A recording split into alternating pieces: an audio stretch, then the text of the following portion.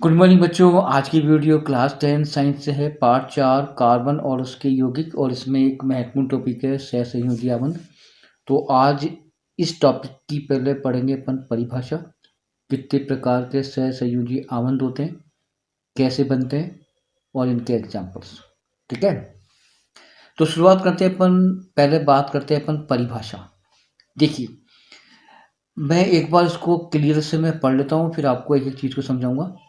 दो परमाणुओं दो परमाणुओं के बीच, इसका अर्थ ये हो गया कि जब सहसंयोजी आबंध बनेंगे तो दो परमाणु काम आएंगे।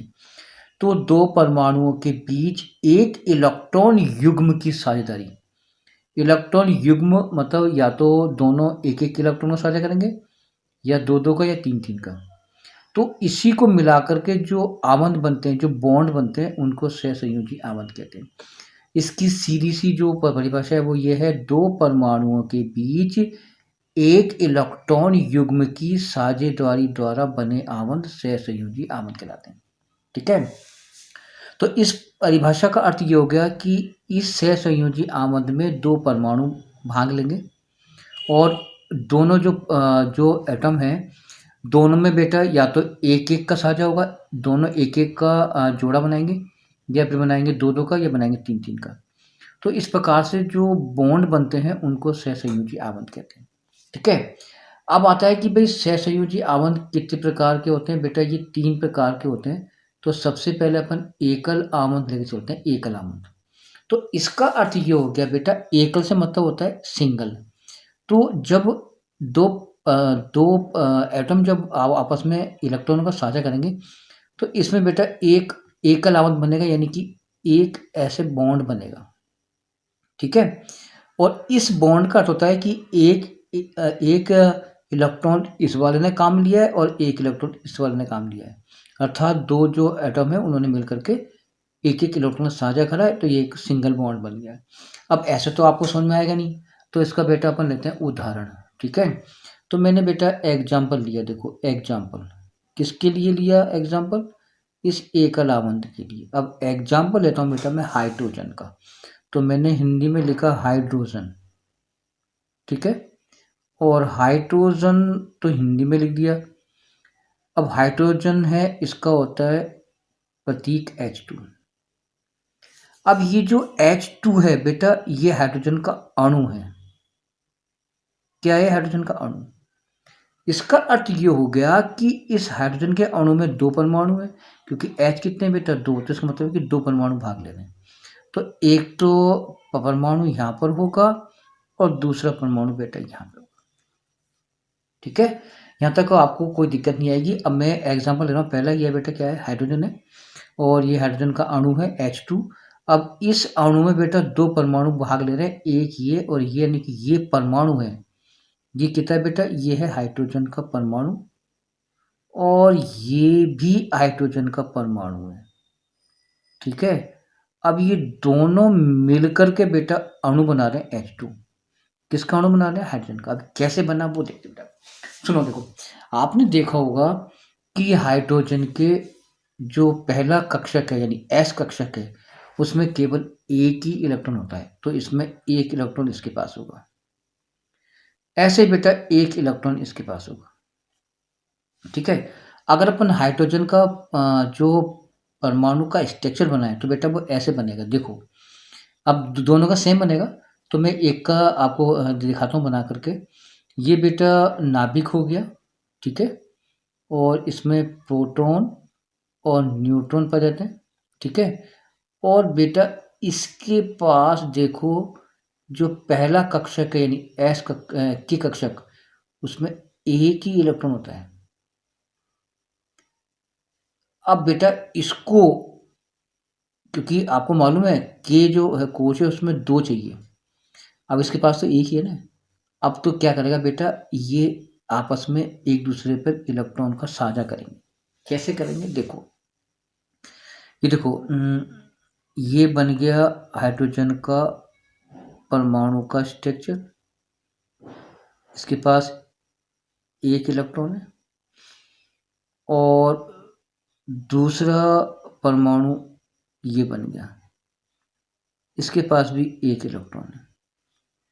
ठीक है। तो इन्होंने क्या करा बेटा, एक इलेक्ट्रॉन इसने इसको दे दिया, एक इलेक्ट्रॉन इसको दे दिया, तो आपस में क्या हो गया कि एक एक इलेक्ट्रॉन का साझा हो गया। तो ये जो कहलाएंगे, ये कहलाएंगे साझेदारी वाले इलेक्ट्रॉन। क्या कहलाएंगे ये? साझेदारी वाले इलेक्ट्रॉन। अब देखो इन दोनों में एक एक का साझा हुआ है, तो यहां पर बनेगा आपका सिंगल बॉन्ड ऐसे, सॉरी ये बनेगा आपका सिंगल बॉन्ड बनेगा ऐसे। तो इसे अपन एकल आवंत कहते हैं। समझ में आ गई मेरी बात? एक बार मैं और करूँ क्लियर। ये हाइड्रोजन है, ये मैंने एग्जाम्पल लिया है, ये हाइड्रोजन का अणु है, इसके बेटा दो परमाणु है, एक तो ये बन गया, एक ये बन गया, ठीक है। अब बेटा इसको एक इलेक्ट्रॉन की आवश्यकता है और इसको भी एक इलेक्ट्रॉन की आवश्यकता है, ठीक है। तो ये क्या करेंगे बेटा, ये इलेक्ट्रॉन एक इसको देगा, देखो इसने, ये इसका था तो बेटा इसने क्या है, ये इसको दे दिया, और इस वाले का ये था तो इसने इसको दे दिया, यानी आपस में एक एक इलेक्ट्रॉन साझा हो गया। अब देखो इसके भी दो पूरे हो गए, इसके भी दो पूरे हो गए। अब साझा कितने कितने का हुआ? एक एक इलेक्ट्रॉन का। तो यहाँ पर ये सिंगल आपका आवंत बनेगा, एकल आवंत बनेगा। तो इस प्रकार से बेटा ये एकल आवंत बनते हैं, ठीक है। इसमें दूसरा जो एग्जाम्पल है, यानी कि दूसरा आवंत कौन से होते हैं? वो होते हैं बेटा द्विआवंत। तो दूसरा होता है द्विआवंत।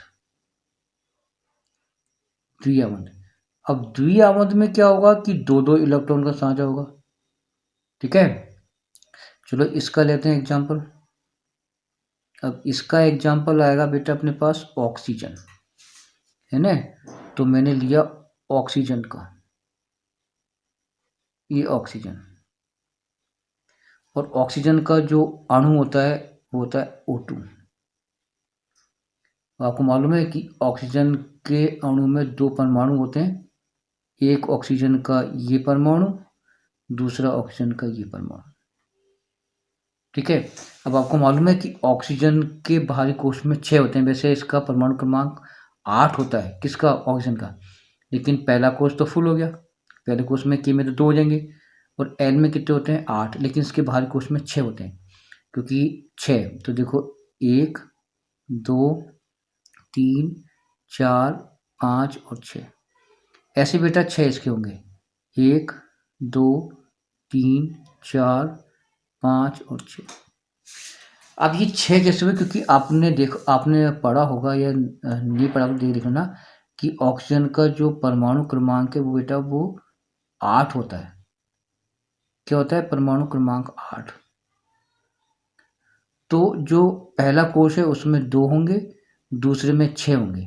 अब ये वाला कोश अधूरा है क्योंकि इसमें 8 चाहिए, तो 8 होने के लिए इसको 2 की आवश्यकता है, इसको 2 की आवश्यकता है, तो इसको भी 2 की आवश्यकता है। अब देखो ये भारी कोश में 6 हो गए ना अपन, तो 6 यहाँ पे हो गए, 6 इसके हो गए, 6 हो गए। अब ये ऑक्सीजन का परमाणु है बेटा, ये क्या है? ऑक्सीजन के परमाणु।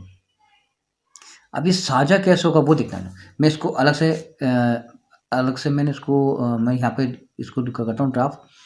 ये ऑक्सीजन का एटम हो गया, ये बाहरी कोश में बेटा 6 हो गए, 1 2 3 4 5 6, ऐसे बेटा देखो ये ऑक्सीजन का हो गया, इसके भी 6 हो जाएंगे, 1 2 3 4 5 और 6, है ना बेटा। अब देखो इस वाले के पास 6 है, अब ये 2 चाहिए तो 8 हो जाएंगे, तो ये क्या करेगा? इससे 2 ले लेगा, तो अब इसके देखो 8 पूरे हो गए, है ना। अब ये वाला है तो इसके पास भी 6 हैं, 1 2 3 4 5 6, अब ये इससे ले लेगा, तो देखो इनके 2 2 का साझा हो गया। अब इसके भी 8 प्योर हो गए, इसके भी 8 प्योर हो गए। अब यहाँ पर देखो 2 2 साझा हो रहा है, तो यहाँ पर जो बनेगा वो बनेगा आपका double bond oxygen, double bond oxygen, तो ये आपका द्विआवंत होता है, ठीक है। तो इस प्रकार से अपने को बनाने होते हैं। अब एकल हो गया, द्वि हो गया, एक त्रिआवंत और होता है, यानी 3 आवंत होते हैं।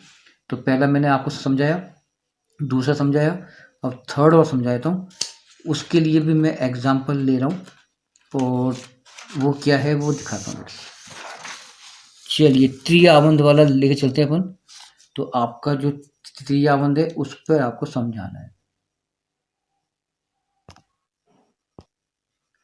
हाँ, अब थर्ड है आपका त्रिआवंत, एकलावंत, द्विआवंत और त्रिआवंत। त्रिआवंत का अर्थ होता है बेटा इसमें 3 3 इलेक्ट्रॉनों का साझा होगा, यानी कि एक परमाणु 3 देगा, दूसरा भी 3 देगा, दोनों मिलकर के 3 का साझा होगा, त्रियावन कहलाता है। इसमें बेटा जो बॉन्ड बनेंगे 3 बनेंगे, 1 2 3 ऐसे।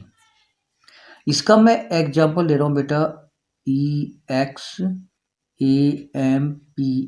एग्जाम्पल ले रहा हूँ मैं नाइट्रोजन N2, ये नाइट्रोजन का अणु है।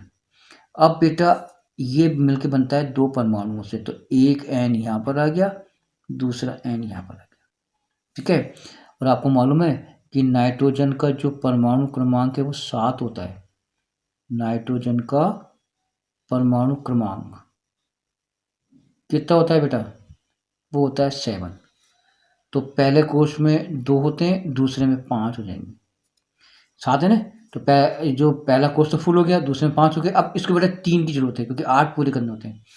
अब इसके कितने भारी कोष में? 5, 1 2 3 4 5, इसके 5 होंगे, 1 2 3 4 5। अब आपको मालूम होगा कि इसको भी 8 चाहिए, इसको भी 8 चाहिए, लेकिन इसके पास कितने? 5, 3 इससे लेगा। अब मैं इसको अलग से आपको समझा देता हूँ।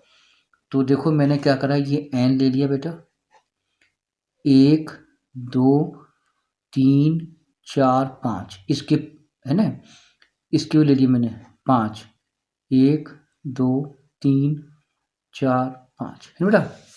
अब देखो इसके पास भारी कोष में 5 है, अब इसको 3 की आवश्यकता है तो 8 हो जाएंगे। तो ये 3 इस वाले से ले लेगा, अपने पड़ोसी वाले से, ठीक है। हो गए 8, देखो 5 से 3 8 हो गए।